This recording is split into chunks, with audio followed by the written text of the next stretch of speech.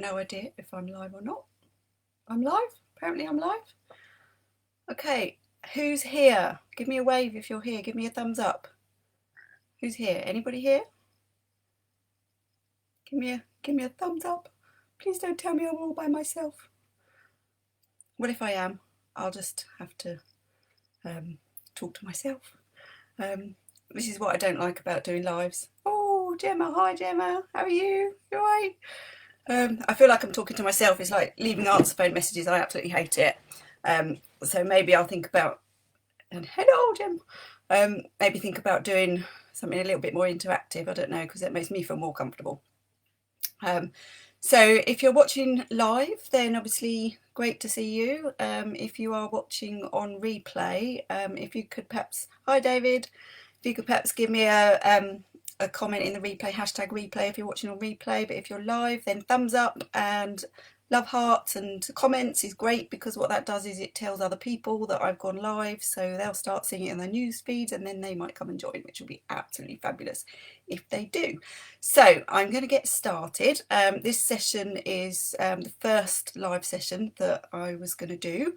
It's something I've been thinking about doing for a little while, but been plucking up the courage to do, because I'm not a great fan of public speaking, especially when I can't see any feedback from anybody. But I've just got to get over it and just got to get it done, because I know that I've got a lot to say that can really hopefully make a difference to people. So here I am. The intention is to do these sessions weekly at 7 o'clock on a Wednesday night. And hi Cheryl. And what I'd really like to do is for you all to choose the topics. So every week on a Wednesday evening after the session, I shall publish a new poll with the suggestions that I've had come in. And then whichever one wins will be the topic for the following week. And the deadline for that will be the Sunday. And then once we know what the topic is, then I'll open it up for questions on that topic, and then I will talk about that topic and try and answer the questions that have come in. So that's the plan.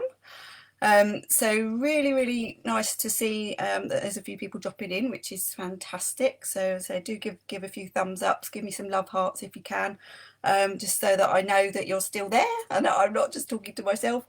And hopefully, as I say, other people will see it in their news feeds and might pop in to say hello and catch a bit of what we're talking about. So who am I? For those of you who don't know me, I think most of you probably do by now, but if you don't, my name's Claire, and I am a lifestyle coach. I specialise in weight loss, and I particularly want to help people who are really struggling with yo-yo dieting, perhaps put a bit of weight on, lose a bit of weight, put it back on, lose motivation. And obviously motivation is the topic of tonight's session. Hi Nell, great to see you all. So we've had a few questions come in on staying motivated. So I'm going to take them in turn, one by one. I'm going to refer a little bit to my notes, because knowing that I'll probably be a little bit nervous, I've kind of done myself a little thing to just follow, just to keep me on track, so I don't go, hi Mandy, so I don't go off on the tangent. So what I'll do is I'll run through the questions that we've had so far, see how long that takes, and if there's any time for any more questions, then obviously you can put them in the comments. And if we do run out of time, so it's going to go till 7:30. If we do run out of time, then I will answer them after the session, or I will tie it over to next week, depending on what happens. So I hope that's all okay with everybody. So the first question that I had was, what is motivation? Now I should give a big warning here that anything I say about this subject is based on my own views, okay, which I've sort of pulled together based on my experience, what I've learned over the years about myself and how I use motivation, what I've read over the years, lots of self-help books, what I've studied in formal study, and what I've seen of other people. So I've kind of pulled all that together in this. So, you know, you may come across other people who completely disagree with what I have to say, and that's fine. You know, we've all entitled to our own views, but this is my take on it. Okay, so what is motivation? Okay, I consider that motivation is the foundation on which everything else is built. So it doesn't matter how hard we try or doing anything, or what other skills we've got.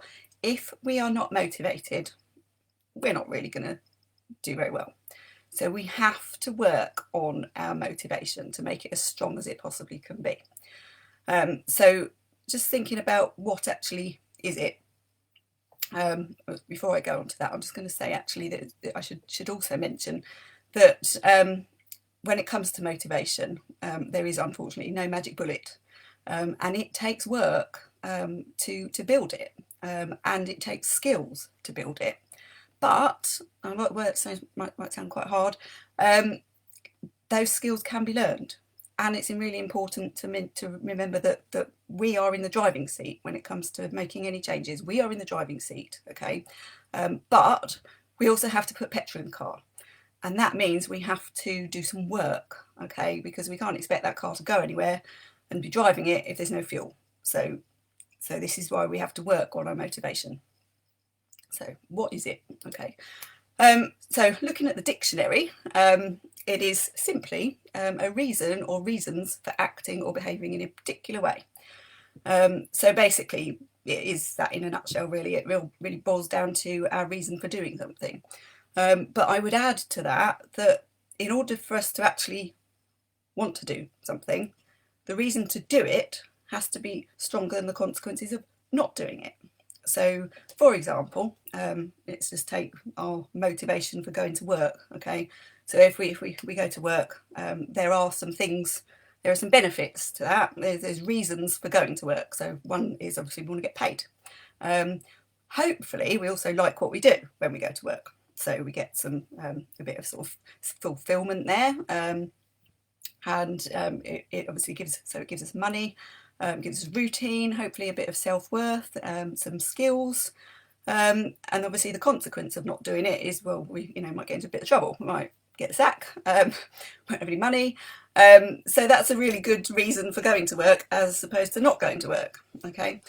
And likewise, if we're following, we're staying on the right side of the law, so by doing that, obviously we keep a clear conscience, that we're being law-abiding citizens, and that gives us obviously a clean record, which means that, if we want to go for applying for a job or something like that, we've not got a criminal record, so we're going to be able to get the job.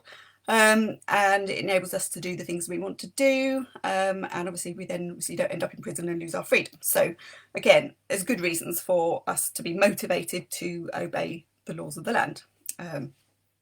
So I'm hoping that kind of answers the first question. Do let me know in the comments if it doesn't.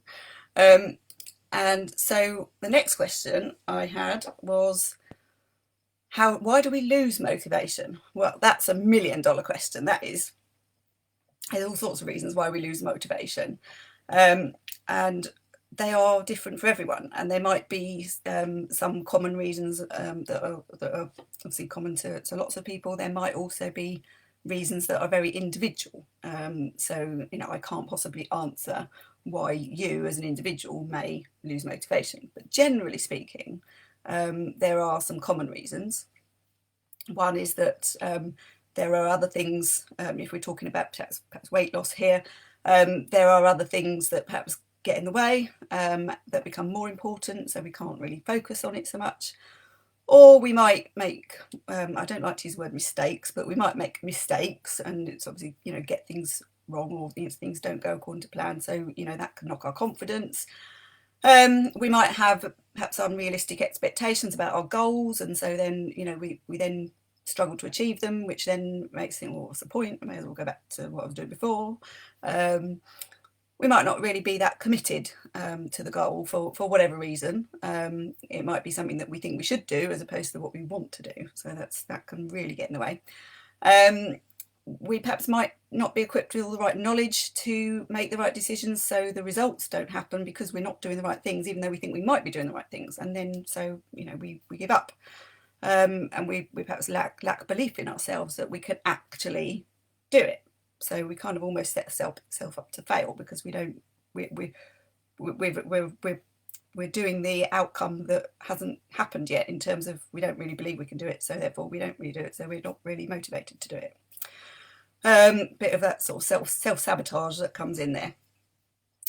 We might be doing it for somebody else, in which case our heart's not really in it, maybe. We might be expecting perfection. That's a very common one, in terms of, we've either got to be all or nothing, and if we're not all, then we're nothing, and then we give up, and we go back to the beginning.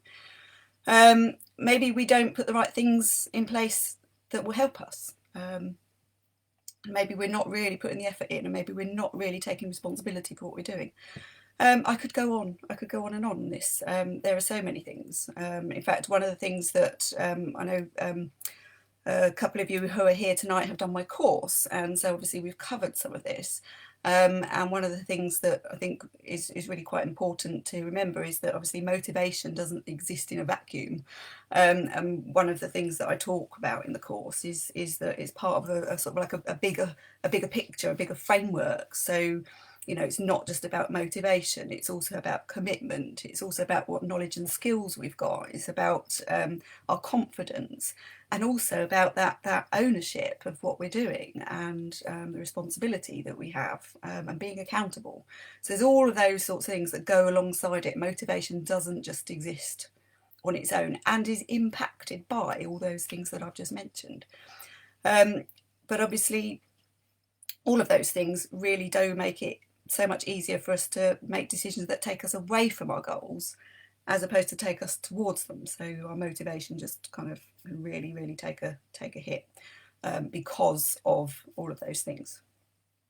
So hope that answers the next question. So then moving on, what's the best way to get motivated? Well, again, this is it's going to be different for everybody, but just thinking about my experience and what I know has helped people that I know, and certainly what I teach in my course, is that it's really important, if you want to be motivated, you've really got to know what it is that you want to do, and why you want to do it. Because it's like, well, if you don't really have a firm goal, then it's all a bit woolly. So it's really hard to get motivated about something, but you haven't really kind of pinpointed to be what you want. So I like this. There's a saying that a quote that I put out recently, which is, if you don't know where you're going, how will you know when you get there? So it's the same with motivation. You've got to really know what it is you want to achieve in order to be motivated to try and achieve it. So another nice saying that I quite like is, a goal without a plan is just a wish, because it is, there's no action there to kind of make it happen, and you need the motivation to have that action. So the best way to get motivated is to figure out what it is that you want. When it comes to weight loss, it's not just about perhaps being a particular clothes size or losing a particular amount of weight. It's what are those things going to bring you? So what is being that dress size or that clothes size, or being being able to fit in that bikini? What difference is that going to make to you? And it's really sort of like getting into the ins and outs of that will really help you to see the value of it, and then that will really help to improve motivation.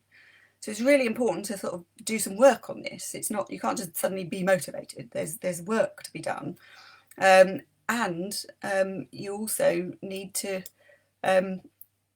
really remind yourself of it regularly. And the wonderful thing is about when you really tap into your reasons, that's when you start to get rid of those yes buts, because you really know what you want. So those yes buts then start becoming less important. So if you put this work in before you start something, it makes it so much easier, because you actually want to do all the things that it takes to get you to where you want to be, because it's about what you do every day. It's not about what it's all very well having a goal, but you need to consider what actions you're taking on a daily basis. Are they in support of what you're trying to do? And when you're really tapped into the reasons why you want to do something, and what you're trying to achieve, then it becomes a bit of a no-brainer when you're faced with decisions on a daily basis about what you want to do. So I'm hoping that kind of makes some kind of sense. Next question was, oh, Nell, yeah, love the daily visualizations to keep my motivation up. Absolutely, Nell, yes. So one of the things we talked about on our course was doing a bit of work around our vision of, you know, what is it we want to achieve, and just imagining what that feels like. Because then that really helps to tap in every morning. You kind of think, well, actually, I want to stay on track today. So what can I do to remind myself of the importance of this to myself? And by looking at your vision board, or by perhaps saying an affirmation, you know, it can really, really, really make a difference. So, so yes, thank you for that, Neil. So the best way to stay motivated.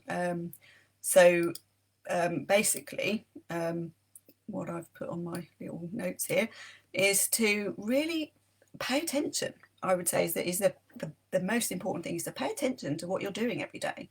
So don't go onto autopilot. Really think about what it is you're doing, and really working on your vision, work on your goals, really tap into them every day. Get into the habit of doing that every day. And when you're thinking about making any decisions, I mean, you'll probably see the event, the cover that I put for the event of this live is a fork in the road. And one of those forks leads off to thunderstorm, and the other one leads off to rainbow. So basically, any decision that we make, we have choice. You know, we always have a choice. When it comes to our food, when it comes to our exercise, we always have a choice. So by paying attention to the choices that we're making and thinking about, well, what are the consequences of doing or not doing this action? So, you know, what's the consequence of me staying on track and, you know, eating the food that is in support of my goal versus having the food that's not? Which direction is each of those choices going to take you? Is it in support of your goals, or if it's not? And also thinking about going back to the motivation and, you know, what it means. It's the reason that we choose to do something. So thinking about what is the reason that we might be wanting the cake versus the piece of fruit, for example. So thinking about the consequences of that, but also what is the benefit of having that piece of cake to you? Because if that's what you choose, there'll be a benefit, because you will do what you want to do, and that is what you're motivated for in the moment, is that whatever the outcome of your decision is. So by paying attention, you can actually stop yourself from making perhaps automatic choices that are habit-based and start to develop new ones. But it really is the paying attention that will keep you motivated, because you can pay attention to your goals, pay attention to your vision, pay attention to your behaviour, and that will keep you motivated, because you'll start building up your confidence that you can actually make the right decisions, and the more you do it, the easier it becomes, and then they become new habits. So thinking about really stopping and thinking about and evaluating the consequences of doing or not doing something, and if you think about whatever you choose, if it's not something that's going to keep you on track, then actually you have to ask yourself, is that what you really want? Because if it's not, then you need to perhaps revisit what your goals really are.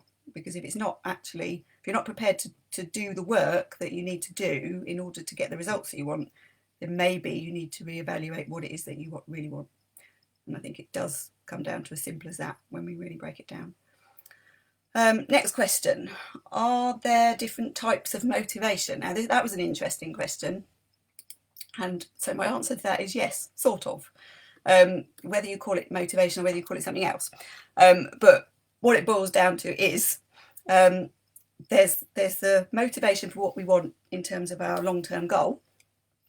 So what do we want to achieve in the long run, you know, in terms of losing weight, getting fitter, whatever, versus what we want in the moment, which might be the cake. So they may or may not be the same thing. So we might be motivated to have the cake, which is not in support of the long-term goal. So yeah, it's a bit of a tricky one, that. So they may or may not be the same. And so often we find ourselves fighting between that instant gratification of, yeah, that's a lovely piece of cake, versus the long-term achievement of, you know, the weight loss. And obviously they are completely in opposition. So we're ambivalent, which basically means we want two different things at the same time, which is why weight loss is so hard, because it's nice to eat cake, you know. So find your why and keep reminding yourself of it. Absolutely, Jem. Absolutely, that is exactly it. So ambivalence is a massive thing when it comes to weight loss or any other behaviour change, because we are constantly on this kind of like tug of war with ourselves between we want the cake and we want to be slim, or lose weight, get fit, or whatever, or we want to stay in bed but we want to go out for that run, and we one day we might choose the run, another day we might choose to stay in bed. And it's really exploring what is going on and what is going on there. So that's one of the things that I cover in my course in quite a lot of detail. Next question, I think this is the last one. Ooh, what are the benefits of being motivated? It makes it much easier to achieve your goals. So much easier, because you want to do the things that are going to take you towards them more than you want to do the things that take you away from them. So decision making becomes so much easier. So that is why the motivation is the foundation of everything else. You have to be able to push your motivation to get it as high as it possibly can be, so that you can make those decisions and stop fighting with yourself. So that's kind of really crucial. However, I need to point out, it is absolutely impossible to stay motivated all of the time. Absolutely impossible. So what do you do if you are really not feeling motivated, but you know that if you don't do whatever thing it is that's in front of you, that it's going to take you away from your goals, and then and here we go, and this tug of war. So what can you do about that? So I tell you what you can do. You can develop your skills, both not just in terms of motivation, in terms of building it up, but also thinking about your willpower and your discipline. Now, a word of warning here is that, a lot of people talk about willpower and say, I haven't got enough willpower to do this, I haven't got enough willpower to do that. But the thing is, you don't need willpower when your motivation is high. So if you are finding that you are using willpower, or trying to use willpower all the time, then that means your motivation is low and you need to address your motivation.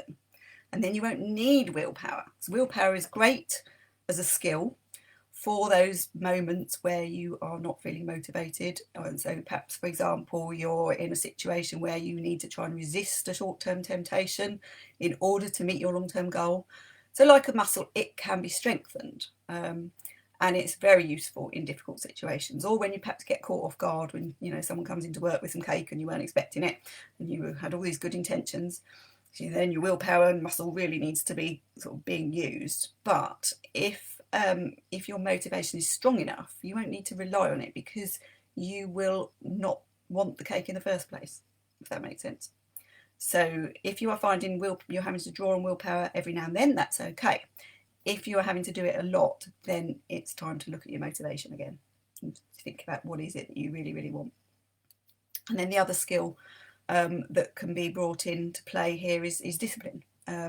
So that is, for example, you've made a commitment to yourself that you are going to lose weight and you're going to get fitter, whatever your goal. You've made that commitment to yourself, which is important. But I don't know, you were going to get up early to go to the gym, and it's raining outside and it's dark outside and you're tired because you didn't quite go to bed as early as you meant to the night before. So what do? You've got a choice, haven't you, between staying in bed or going to the gym. Now, it's discipline that you're going to use to get yourself out of bed when you are not feeling motivated to go to the gym. You're feeling motivated to stay in bed. So you use discipline. And again, discipline is a really useful skill to develop, but it's not something you want to be relying on. It's something that you need to be able to use every now and then when it's important to make the right decision. But again, if you are finding you're using discipline a lot, then, and it's wearing you down, because it can get tired, same as willpower can get tired, then you need to go back to looking at your motivation. So that, I think, answers all the questions. So obviously I'm talking to myself because I can't see what you're doing and can't talk to you. But has anybody got any comments or any questions they would like to ask on top of that? We've got a few minutes left. Kathy, I think it's from what you have taught me, it's also about getting your mind into the right place. Absolutely, absolutely. Yeah, but that's the work that you do at the beginning, Kathy. That's going back to what I was saying about looking at your goals. So you have to think about what it is that you really want. And when you do that work, part of the process in that is getting your mind into the right place. Now, discipline is my Achilles heel, but I ran in the rain this morning. Oh, wow, fantastic. Well done. So hopefully you didn't hurt your Achilles heel while you were doing it though. But that's really good news. And actually running in the rain is really not that bad. I always find that it's like you look out the window and you hear the rain and it's all cold and you get started and you think, oh, I don't like it. And then a few minutes into it, it's actually quite refreshing. So I quite like running in the rain. Cheryl, thank you. That was brilliant. Thank you. Oh, lovely. Kathy, the course that Claire runs is so helpful. Yeah, absolutely. I think so. Thank you, Neil. Food for brain, definitely.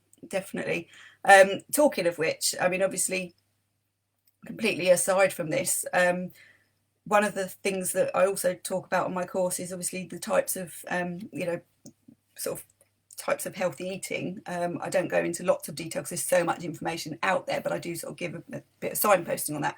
But one thing it is really important to know is that obviously when we eat food, there is huge variation in terms of the quality of the food we eat, and that can also help in terms of how we feel, because if we're eating lots of sugary foods that are high in chemicals, that are refined foods, that are very processed, that can really actually also affect our mood and our motivation. So thinking about what we're eating as well as how much we're eating, that's also important. Kathy, no, you're right, I'm not a runny, but there are other things you can do. Absolutely, there are other things you can do, lots of other things you can do. Excellent. Right, so we've got a couple more minutes. Anybody else want to ask any more questions while I'm here? Anyone got any ideas about what they want to cover for next week? Obviously I will open up the poll in a short while, but I've already got quite a long list, but that's nothing wrong with that. So if there's nothing else coming through, I will close it down. Otherwise I'm going to be sitting here and talking to myself and can't keep doing that. But I think I need to try and make this more interactive because I just don't like staring at a screen and waiting for comments to come in. So thank you very much. Oh, Claire, you are start. Oh, thank you. Oh, it feels that much better when I eat. Absolutely, but don't. Yes, actually, just talking about that. Cover running techniques. Yeah, I can cover running techniques. Yeah. I just said about feeling so much better when I eat well. I did an experiment 2 years ago where I had 100 days where I didn't eat any refined foods at all. And do you know what? I felt the best I've ever felt in my entire life, because my mood was stable. I didn't get any hormonal symptoms. It was amazing, actually. Not really something you can really kind of stick to long term. It's not realistic, but it was something I was doing sort of like for a defined period of time, and it really did kind of help me. The reasons I was doing it at the time, but yeah, I really would recommend obviously thinking about what it is you're eating. I tend to try and stick to kind of like the 80-20 rule, where like 80% of the food that I'm eating is, wholesome, not too processed, lots of fruit and vegetables, and that allows me sort of like 20% for the treats. But I think if you're specifically trying to lose weight, it's probably better to do a 90-10, but for maintaining about sort of 80-20 is kind of quite good to keep things in balance. So I hope that was helpful, yeah, we'll have a think about what we're going to cover for next week. So I'm going to end it now. Good night, everybody, and hopefully see you next week. Take care. Bye.